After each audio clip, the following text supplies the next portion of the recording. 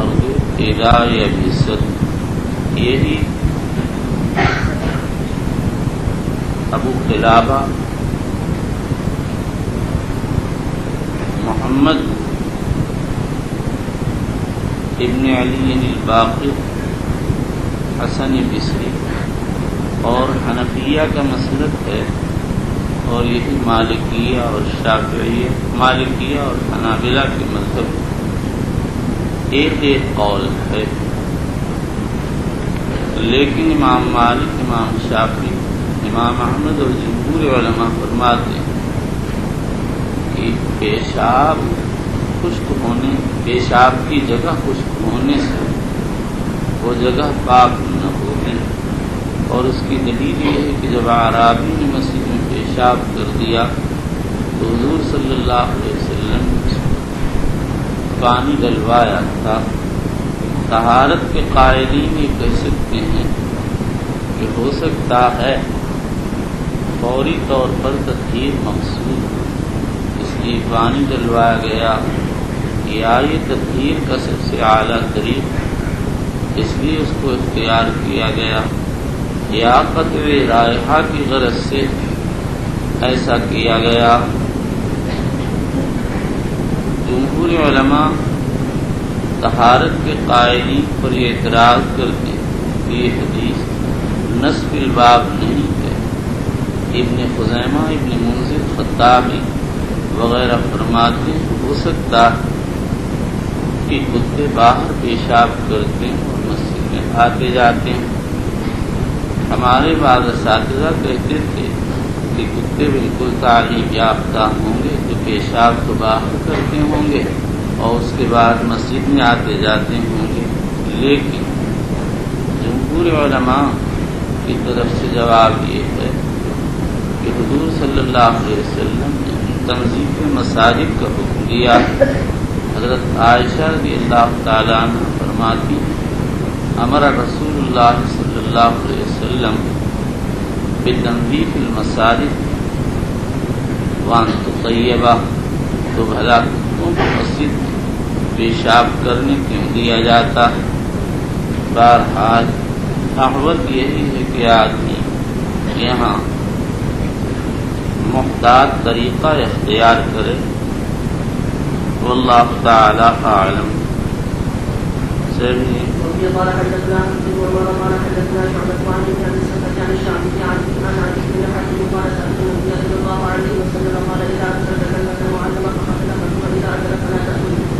صاف پڑھو، زور سے پڑھو، یہ نزاکت نہ کرو ورنہ آواز کیسے صاف ہوگی.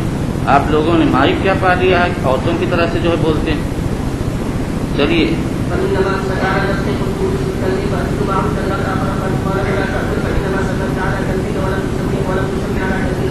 کل بکل معلم.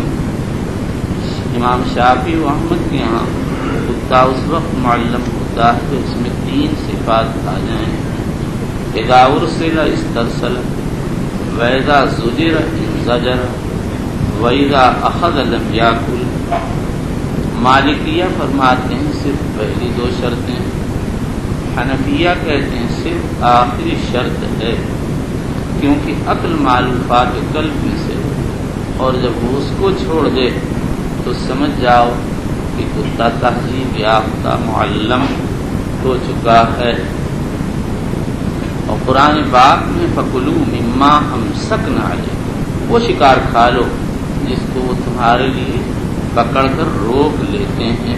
اس سے صاف ہی معلوم ہوتا ہے کہ معلم ہونے کے لیے امساک و ترک عقل کافی ہے. امام بخاری کا بھی رجحان اسی طرف کتاب الصید والذبائح انہوں نے اسی کو ذکر فرمایا ہے. بخاری نے استدلال یہ کیا کہ اس حدیث سے معلوم ہوا کتے کا شکار جائے اور یہ اسی وقت ہوگا جب اس کا لعاب پاک. جمہور کہتے ہیں اس سے کتے کے شکار کا جواز معلوم ہوا اور اس کے لعاب لگ جانے سے پاک کرنے نہ کرنے کا مسئلہ دوسری حدیث سے دیا جائے گا. چلیے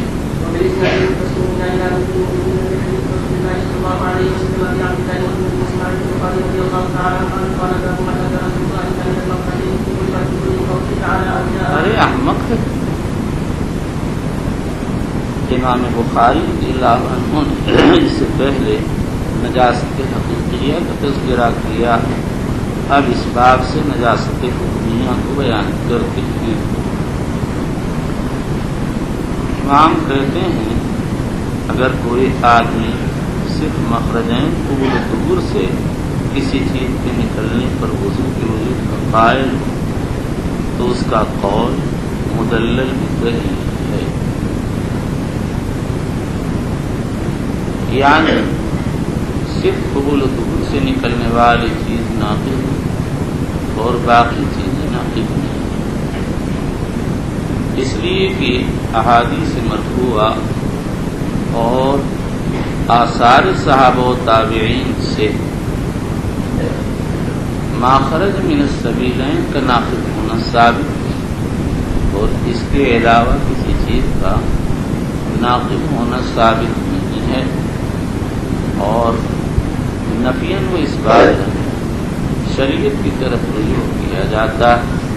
لہذا جب ما خرج من السبیلین کا نقض ثابت اور اس کے ما سوا کا ثابت نہیں، تو ہم یہی کہیں گے کہ صرف سبیلین سے نکلنے والی چیز ناقض وضو، باقی نہیں۔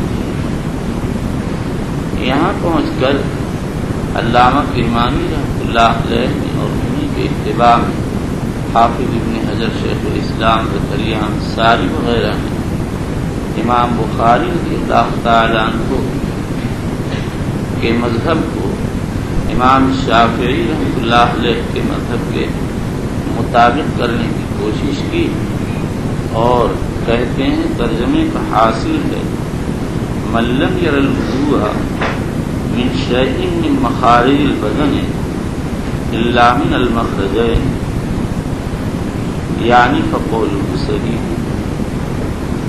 خلاصہ یہ ہے کہ یہاں مقصد صرف یہ بتانا ہے کہ مخارج بدن میں سے جو چیز نکلتی ہے ان میں وہی چیزیں ناقض جو سبیلین سے نکلتی ہیں، اور جو دیگر مخارج سے نکلتی ہیں جیسے قے، حجامت وغیرہ پر خون، وہ ناقض نہیں ہیں۔ تو یہاں گفتگو صرف مخارج بدن کے متعلق ہو رہی ہے، اور دیگر نواقض کی گفتگو ہو ہی نہیں رہی ہے۔ اور حافظ ابن حجر عسقلانی کہتے ہیں ہو سکتا ہے کہ مس ذکر اور لمس مرأت کو بھی اسی میں داخل کر لیا جائے، اس لیے کہ دونوں میں احتمال خروج مزید ہوتا ہے، لیکن حافظ ابن حجر عسقلانی کی بات بالکل بعید ہے۔ جب بھی مس ہو مزید کا خروج ہو یہ لازم نہیں ہے، بلکہ شہوت کے ساتھ مس موجب خروج مزید ہوتا ہے۔ عام حالات میں موجب خروج مزید نہیں ہوتا ہے، اور یہ بات المشاہد ہے۔ لوگ اپنی بیویوں کو لے کر سفر کرتے ہیں، ان کا ہاتھ پکڑ کر لے کر چلتے ہیں، اور پھر اگر باوضو ہوتے ہیں نماز پڑھ لیتے ہیں، کوئی وضو کا اعادہ نہیں کرتا، اور یہ چیز حرمین میں خاص طور سے مشاہد ہے۔ پھر حافظ کا یہ دعویٰ کیسے قابل سماعت ہو سکتا؟ بلکہ حافظ ابن حجر عسقلانی نے کتاب الوضو کے ابتداء میں جہاں ابو ہریرہ کی حدیث لا يقبل اللہ صلاۃ احدکم اذا احدث حتى يتوضا قیل یا ابا ہریرہ ما الحدث قال خصاء او ذرات بدری، وہاں حافظ ابن حجر عسقلانی نے صاف صاف لکھا ہے کہ کان ابا ہریرہ لا نقل مما سوا ذلک، اور پھر یہ بھی لکھا کہ امام بخاری کا رجحان بھی اسی بات کی طرف ہے، اور یہی ثواب اسی کو علامہ سندھی اور شاہ ولی اللہ نے اختیار کیا ہے۔ شاہ ولی اللہ صاحب رحمۃ اللہ علیہ نے یہ بھی لکھا ہے ما خرج من السبیلین مطلقاً ناقض، منصوص فی القرآن ہو یا غیر منصوص ہو، معتاد ہو یا غیر معتاد ہو، اس کے بعد یہ سمجھیے کہ وجوب وضو کے سلسلے میں حضرات ائمہ اربعہ رضی اللہ تعالیٰ عنہ مجمعین کے کچھ کلی اصول ہیں، اسی پر وہ لوگ عمل کرتے ہیں۔ امام ابو حنیفہ و احمد کے نزدیک خروج نجاست ناقض ہے، خواہ مخرج معتاد سے ہو یا غیر مخرج معتاد سے ہو، اسی لیے وہ حضرات خروج دم ناقض کہتے ہیں۔ امام شافعی فرماتے ہیں خروج من المخرج المعتاد ناقض ہے، اگر مخرج معتاد سے نہ ہو، مثلا قے آ جائے یا خون نکل آئے بدن کے کسی اور حصے سے، تو وضو منقوض نہیں ہوگا۔ امام مالک رحمۃ اللہ علیہ فرماتے ہیں کہ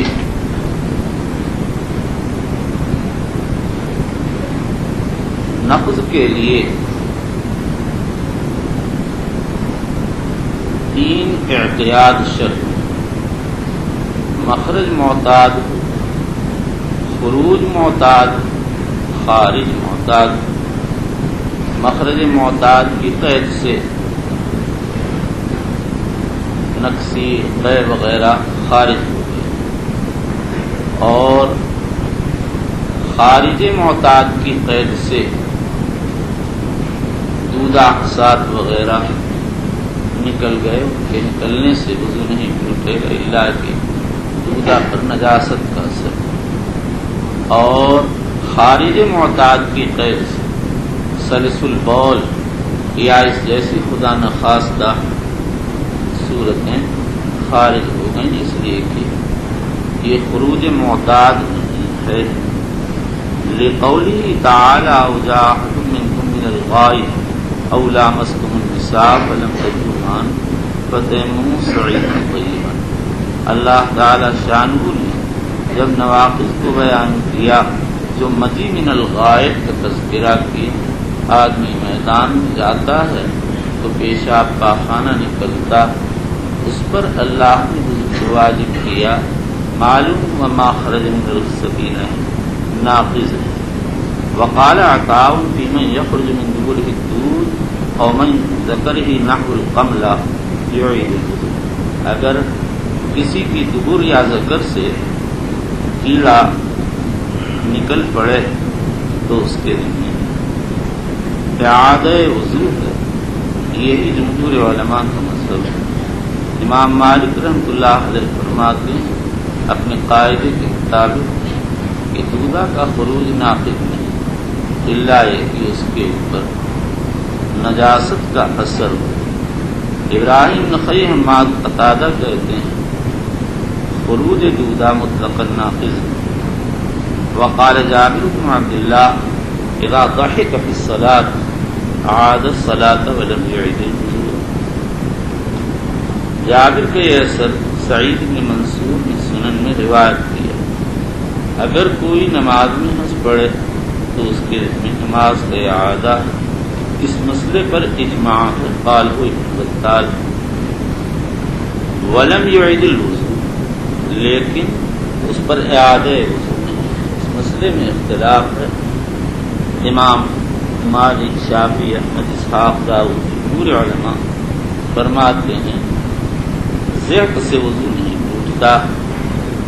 ابراہیم نخعی، حسن بصری، سفیان الثوری اور حنفیہ کہتے ہیں کہ ذہن ناقض وضو، اور دلیل میں ابو موسیٰ اشعری رضی اللہ عنہ کی ایک روایت پیش کرتے ہیں کہ حضور صلی اللہ علیہ وسلم نماز پڑھ رہے تھے، ایک صحابی سیء البصر آئے، مسجد میں ایک طرف چڑھا، اس میں ان کا پاؤں پڑا، وہ گر گئے، صحابہ ہنسنے لگے۔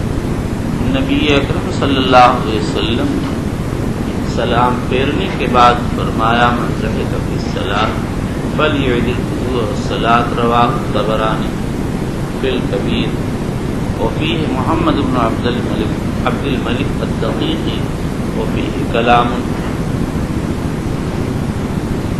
علامہ قاسم نے خطل البغاء فرماتے ہیں کی یہ روایت حسن، میں کہتا ہوں اگر ہشام بن حسان کی تدلیس کا خطرہ نہ ہوتا تو حسن کہنے کی گنجائش تھی، لیکن تدلیس کے احتمال کو دور کرنے والی کوئی چیز موجود نہیں، لیکن یہ مضمون مزید 6 صحابہ سے منقول ہے اور 4 مرسل طریقوں سے مروی ہے۔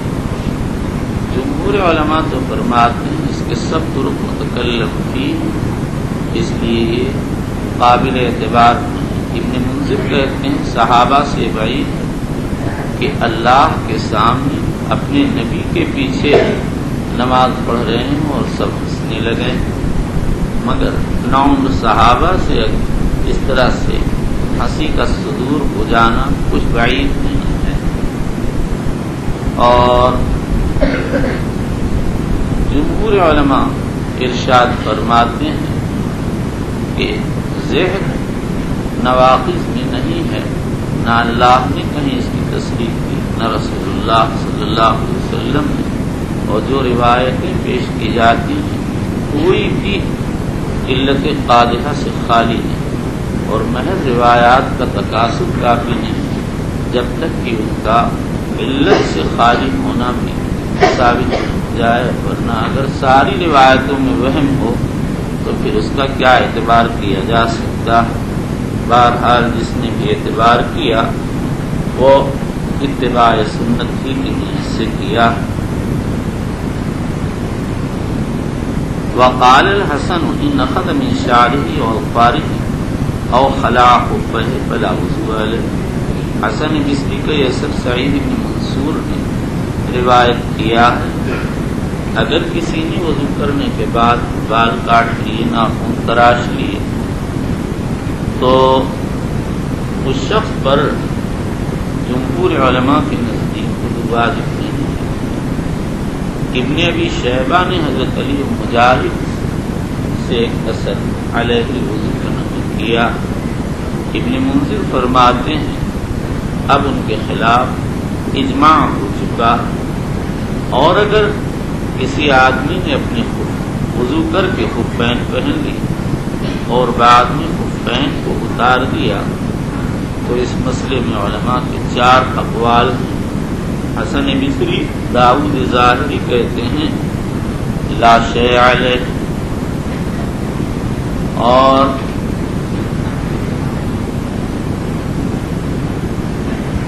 امام احمد بن حنبل رحمہ اللہ تعالی اسحاق اوزاعی فرماتے ہیں کہ استئناف وضو واجب۔ امام ابو حنیفہ، امام شافعی، احمد بن حنبل کی روایت فرماتے ہیں کہ صرف پاؤں دھونا واجب۔ امام مالک رحمۃ اللہ علیہ فرماتے ہیں اگر بالفور پاؤں دھو لیا تو کافی، ورنہ وضو کا اعادہ واجب۔ ان کے نزدیک موالات شرط ہے، لہذا تاخیر کرنے میں قطع موالات پائی گئی، اس لیے وضو باطل ہو جائے گا۔ وقال ابو ہریرہ لا وضوء الا من حدث، یہ اثر اسماعیل قاضی نے روایت کیا، وضو حدث سے ہوتا ہے، اور حدث کی تفسیر ابو ہریرہ قصاء و زرات سے کرائیں، اور اسی کے حکم میں بول و برات بدرجہ اولا داخل ہے۔ ویذکر عن جابر ان النبی صلی اللہ علیہ وسلم کان فی غزوۃ ذات لقاء فرمی رجل بسهم فنزف بالدم فرکع وسجد ومضى فی صلاته۔ امام بخاری نے اس روایت کو یہاں مختصراً ذکر کیا، یہ ان تعلیقات میں ہے جو بخاری میں کہیں موصولاً وارد نہیں۔ ابن اسحاق نے اس کو اپنی سیرت میں موصولاً روایت کیا، انہی کے طریق سے امام احمد بن داؤد بن خزیمہ، ابن حبان، حاکم وغیرہ نے روایت کیا، اور اس کی سند حسن ہے۔ ابن اسحاق پر بعض احناف نے کلام کیا جو صحیح نہیں. علامہ ابن حمام نے تصریح کی ہے کہ ابن اسحاق ثقاہن کی روایت حجت ہے. یہاں پر جواب یہ دیا گیا کہ ممکن یہ ہے کہ اس وقت تک دم کا نقل روایت سے ثابت نہ ہو، اس لیے کہ ذات الرقاع کا قصہ جس کے سن وقوع میں 4 سے 7 تک کے مختلف اقوال ہیں، اور یہ جو کہا جاتا ہے، اور مزید اشکال یہ ہے کہ قصے میں وارد حضور صلی اللہ علیہ وسلم ایک سفر میں تھے. واپسی پر آپ نے 2 صحابہ سے، جس میں ایک عمار بن یاسر اور دوسرے عباد بن بشر تھے، جیسا کہ بہقی کی روایت میں فرمایا کہ دیکھو فلاں جگہ پر جا کر رات میں پہرا دو. حضرت آپس میں انہوں نے طے کر لیا. عمار سو گئے، ساری نیت باندھ لی. دشمن کا ایک آدمی آیا، اس نے دیکھ کر تیر مارا، صحابی نے اس کو نکال دیا. دوسرا مارا، نکال دیا. تیسرا مارا تو نکال کر جلدی سے رکوع سجود کر کے ساتھی کو جگایا. جب اس نے دیکھا یہ 2 اور بھی ہیں تو بھاگا. جب حضرت عمار نے منظر دیکھا فرمایا اللہ انبہتنی اول ما رماک، تم نے پہلے ہی تیر پر مجھ کو کیوں نہ جگا دیا. کہنے لگے کہ میں ایک سورت پڑھ رہا تھا، میں نے اس کے قطع کرنے کو پسند نہیں کیا. جو لوگ خروج دم کو ناقض مانتے ہیں وہ کہتے ہیں کہ یہاں تو اس قصے پر آپ کے مذہب پر بھی نماز نہ ہونا چاہیے، اس لیے اس کا بدن اور کپڑا لہو لہان ہو گئے تھے. اس کا جواب شافعیہ کی طرف سے یہ دیا گیا کہ وہ خون پچکاری کی شکل میں نکل رہا تھا، جیسے پرندہ بیٹ نکالتا ہے. لیکن یہ جواب مشکل ہے. کوئی کتنا ہی فربہ اندام اور قوی الجثہ ہو، اس کا خون بھی اتنی تیزی سے اور وہ بھی دیر تک نہیں نکلتا. اس لیے یہ جواب صحیح نہیں ہے. بعض علماء نے اس کو خصوصیت پر محمول کیا، واللہ تعالی عنہ. لیکن اگر یہ کہا جائے کہ خروج دم ناقض نہیں اور اس طرح بے اختیار خون نکلنے سے نماز نہیں ٹوٹتی ہے، جیسا کہ ظاہریہ اور بخاری کا مذہب ہے، تو پھر کوئی اشکال نہیں ہوتا، یعنی روایت اپنے ظاہر پر رہتی ہے. البتہ اس صورت میں یہ تقریر جمہور کے مسلک کے مطابق نہیں، نہ ان کے مطابق جو دم کو ناقض کہتے ہیں اور نہ ان کے مطابق جو ناقض نہیں کہتے ہیں. فی غزوۃ ذات الرقاع، غزوہ ذات الرقاع سن 4 ہجری میں واقع ہوا، اور بعض سن 5 اور بعض سن 7 بتاتے ہیں. اس کو ذات الرقاع اس لیے کہتے ہیں کہ جہاں یہ غزوہ واقع ہوا وہاں پر ایک درخت ذی الوان تھا، یا وہاں کی زمین ذی الوان تھی، یا وہاں ایک پہاڑ ذی الوان تھا. اور بعض کہتے ہیں ابن حبان کہ ان کے خیول ذی الوان تھے، اصل میں انہوں نے جبل کو تحریف کر کے خیل بنا دیا. ابو موسیٰ اشعری کی روایت سے معلوم ہوتا کہ اس کو ذات الرقاع اس لیے کہتے ہیں کہ اس سفر میں صحابہ کے پاؤں پیدل چلنے کی وجہ سے زخمی ہو گئے تھے. انہوں نے کپڑوں کے ٹکڑے اپنے پاؤں پر باندھ لیے تھے. اور بعض علماء یہ کہتے ہیں ان کے جھنڈے ذی الوان تھے. اور داؤدی کہتے ہیں سمیت بذالک لترقیع الصلاۃ، یعنی صلاۃ الخوف کا حکم اسی غزوے میں اترا ہے اور چونکہ نماز ٹکڑے کر کے پڑھی گئی، ایک ٹکڑے کو دوسرے کے ساتھ جوڑا گیا،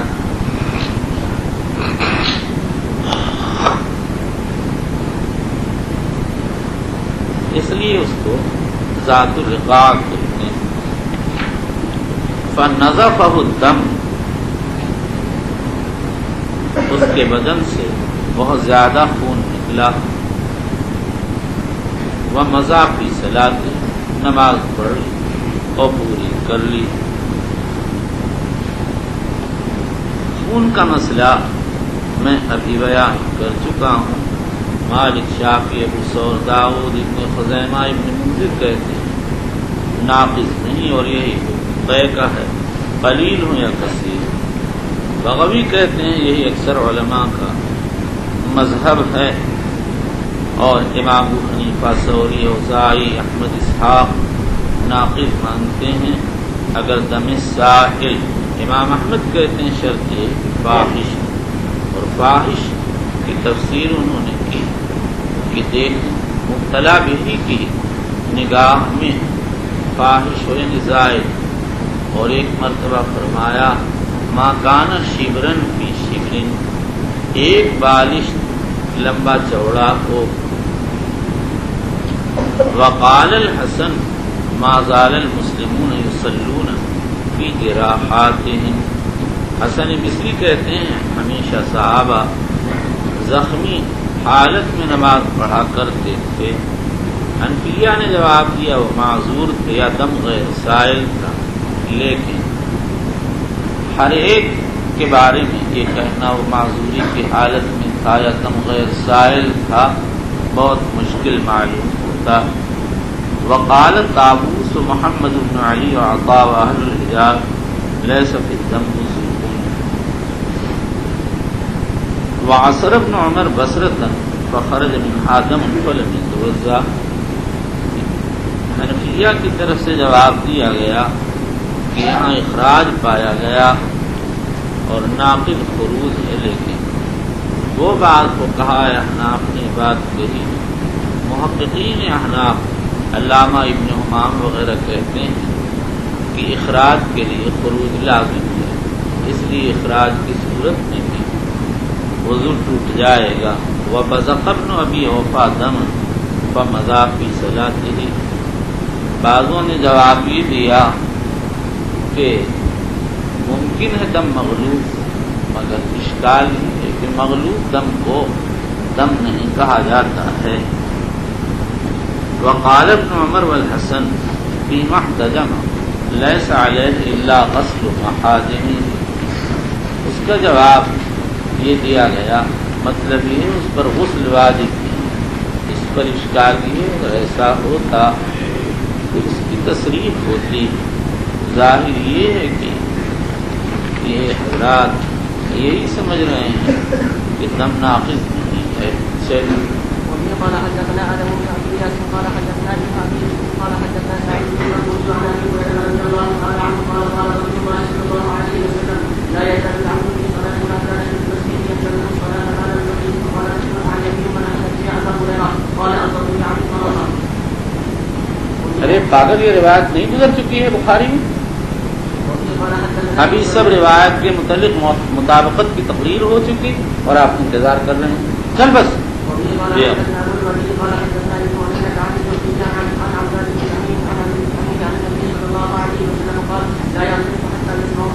حتى يسمعوا، چلیے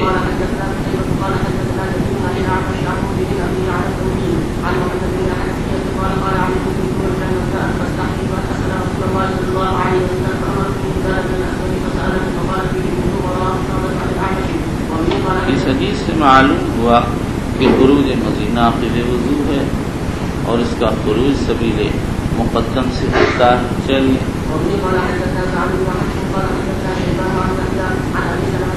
ارے کیا یہ کرتا ہے، جلدی جلدی پڑھ۔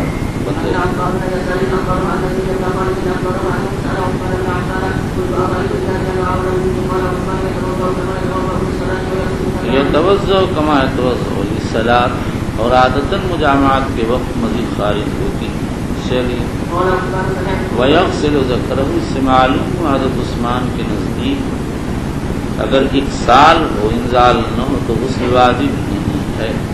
یہی عام انصار کا مذہب تھا، لیکن مہاجرین کہتے تھے ایک ادخال موجب اغتسال ہے، انزال ہو یا نہ ہو. اور حدیث انما الماء من الماء کو جو فریق اول کا مستدل ہے منسوخ قرار دیتے ہیں، وہی نکاح وغیرہ کی روایات میں اس کی تصریح ہے.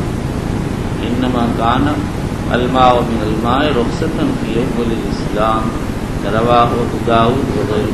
چلیے قال عثمان سمعت من رسول الله صلى الله عليه وسلم فأسأل معاذ بن عبد الله بن زبير وطلحة وعبيد بن كعب رضي الله عنهم عن رسول الله وبه قال حدثنا إسحاق بن منصور قال أخبرنا النبي قال أخبرنا میں آپ پڑھیں، اب پڑھو جس آواز سے پڑھتے ہو. عن الحسن عن رضوان احمد کہیں کا جیسے تو باتیں کر رہا ہے اس طرح سے کہیں پڑھتے ہیں. آپ کو اتنی جو ہے طاقت نہیں ہے کہ آپ بلند آواز کریں. چلیے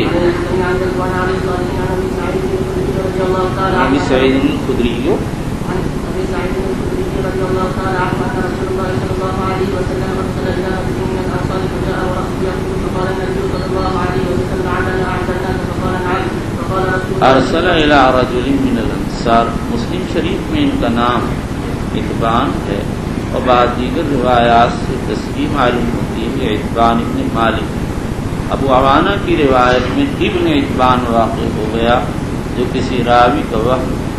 ابن اسحاق کی ایک روایت میں ان کا نام صالح آیا ہے، غالباً یہ کوئی اور واقعہ. چلیے فقال نعم فقال رسول الله صلى الله عليه وسلم اذا وجدت ان فعلك الوضوء جب تم جلدی میں ڈال دیے جاؤ یا قحط کا شکار ہو جاؤ یعنی ارادے کے باوجود انزال فعلیک الوضوء تو تمہارے ذمہ صرف وضو ہے. جی ولم يقل غندر ويحيى عن شعبة الوضوء. مطلب یہ ہے کہ یہ روایت غندر اور یحییٰ جب شعبہ سے نقل کرتے ہیں تو فعلیک الوضوء کا لفظ نقل نہیں کرتے ہیں. یحییٰ کی روایت میں تو واقعی اسی طرح ہے. مسند احمد میں ہے لیس علیک غسل، آگے کچھ نہیں. لیکن غندر کی روایت مسند احمد میں ہے لا غسل علیک علیک الوضوء. اور اسی طرح مسلم وغیرہ میں وارد ہوا. حافظ ابن حجر عسقلانی کہتے ہیں بظاہر بخاری کے بعد مشائخ نے یحییٰ اور غندر کی روایت ایک ساتھ ذکر کی اور الفاظ یحییٰ کے ذکر کر دیے. چلیے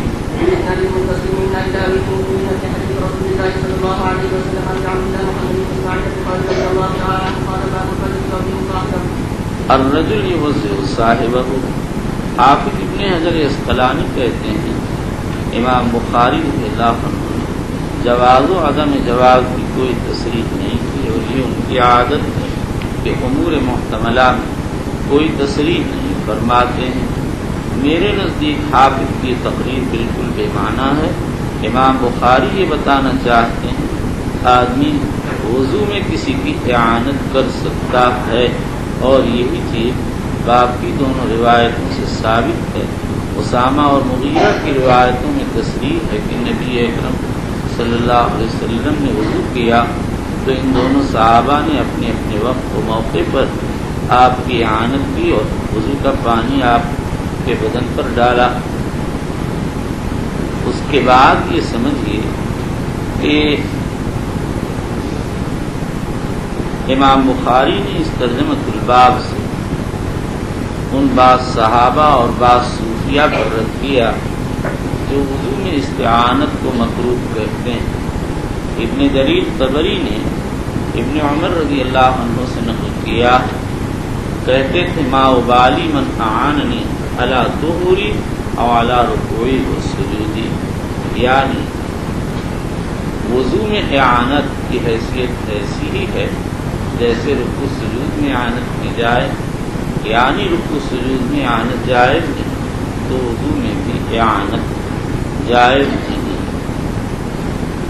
امام بخاری کہتے ہیں حضور سے اعانت لینا ثابت، لہذا کسی کے قول کا اعتبار نہیں۔ اسی طرح بعض صوفیہ کہتے ہیں وضو میں اعانت لینا تکبر ہے، اس لیے امام بخاری نے ان پر رد کیا، جیسے محدث ابن خزیمہ نے رد کیا۔ پھر اعانت کی 3 قسمیں ہیں۔ نمبر 1 اعانت باحضار الماء، یعنی دوسرا پانی لا دے، اس میں کوئی حرج کی بات نہیں۔ نمبر 2 اعانت بصب الماء، یعنی دوسرا وضو کرنے والے کو پانی ڈال دے، یہ صورت بلا ضرورت خلاف افضل ہے۔ بعض شافعیہ کراہت کے قائل، لیکن امام نووی کہتے ہیں اولا یہ ہے کہ مکروہ نہیں، اس لیے کہ کراہت کے لیے ممانعت کی کوئی روایت چاہیے اور یہاں کوئی روایت موجود نہیں، مگر جو کراہت کے قائل ہیں وہ روایت الباب بیان جواز پر محمول کرتے ہیں۔ صاحب در مختار وغیرہ نے یہی کیا، اور جو لوگ کراہت کا انکار کرتے ہیں کہتے ہیں کراہت کے ثبوت کے لیے مستقل سے غیر نہی چاہیے، وہ یہاں پر موجود ہے۔ اور تیسری صورت ہے استعانت بغسل الاعضاء، یعنی متوضی کے اعضاء کو دوسرا آدمی اعانت کرنے والا تھے، یہ بلا ضرورت مکروہ ہے۔ امام بخاری رضی اللہ تعالیٰ عنہ نے بظاہر توضیح سے سب الماء مراد کیا، یہی روایت باب کی دونوں روایتوں سے ثابت ہے، لیکن علامہ ابن بطال رحمۃ اللہ علیہ بعض اکابر سے ایک کلام نقل کیا جس سے معلوم ہوتا ہے کہ وہ بخاری کے ترجمہ کو اعانت کی تینوں اشکال پر حاوی مانتے ہیں۔ اب سوال یہ ہے کہ روایات باب میں صرف سب الماء کا ذکر ہے، اور سب الماء کے ثبوت سے استعانت کی مباشرت غسل الاعضاء ثابت ہے۔ علامہ ابن بطال نے بعض علماء سے یہ نقل کیا کہ دیکھو اعمال وضو میں اغتراف یعنی پانی کا چلو بھرنا بھی جب اس میں اعانت جائز تو باقی اعمال وضو میں بھی جائز۔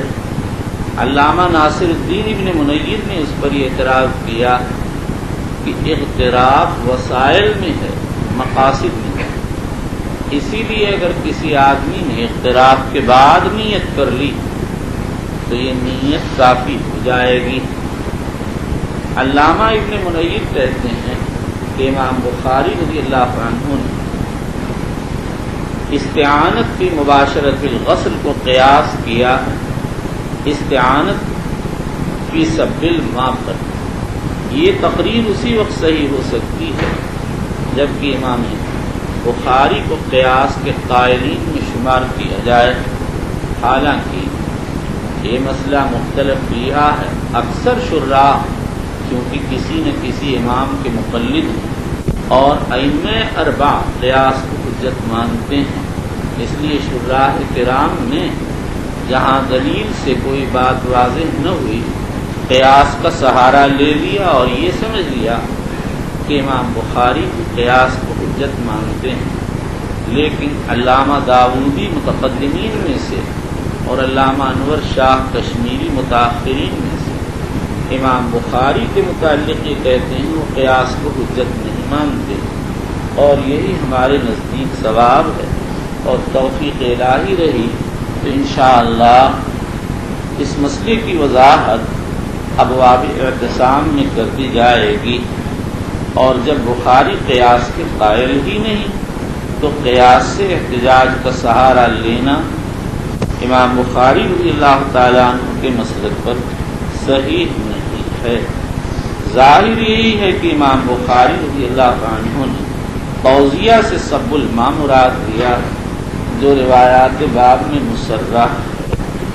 یہ باب لکھ کر دے دینا، نشان بھی لگا لے ویسے ہی، اور ایسے سفید کاغذ پہ نہ لکھ، لکیر والا کاغذ اچھا ہوتا ہے، اس پہ لکھ تاکہ کچھ باقی ہے تو سفید پہ لکھ کے دے دیتا ہے، وہ پھٹ جاتا ہے وہاں رکھے گئے۔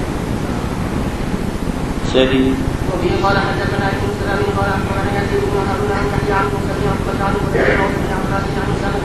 استعانت کے سلسلے میں ایک ترجمہ آئندہ صفحہ 38 پر آ رہا ہے۔